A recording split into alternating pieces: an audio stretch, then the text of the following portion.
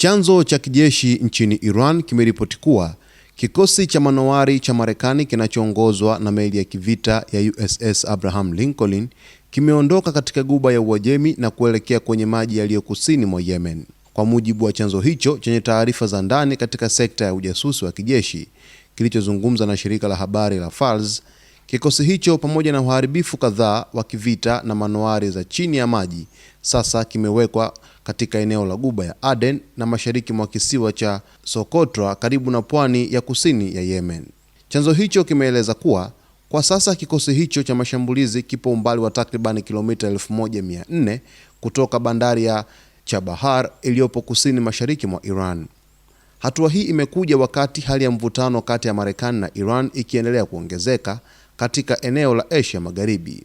Katika siku za hivi karibuni, Irani imekuwa ikitoa onyo kali kwa Marekani ikisema kuwa mashambulizi yoyote dhidi ya Iran yatafungua mlango wa vita vikubwa vya kikanda.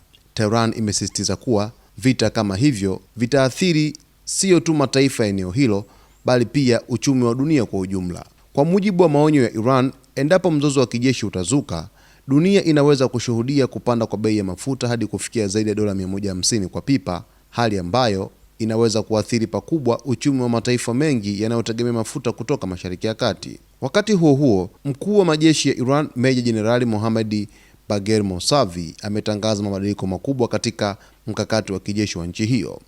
Akizungumza siku ya Jumatatu, Jenerali Mousavi alisema kuwa Irani imebadilisha rasmi msimamo wake wa kijeshi kutoka wa kujihami kwenda wa kushambulia. Tangazo hilo limezua hofu na taharuki katika jumuiya ya kimataifa, huku wachambuzi wa masuala ya usalama wakisema kauli hiyo inaashiria hatua mpya katika mvutano unaoendelea kati ya Tehran na Washington. Hadi sasa upande wa Marekani haujatoa tamko rasmi kuthibitisha au kukanusha madai ya kuondoka kwa kikosi cha USS Abraham Lincoln kutoka Ghuba ya Uajemi. Hata hivyo, hali hii imeendelea kufuatiliwa kwa ukaribu, huku dunia ikisubiri kuona kama mvutano huu utaishia katika mazungumzo ya kidiplomasia au mzozo wa wazi wa kijeshi.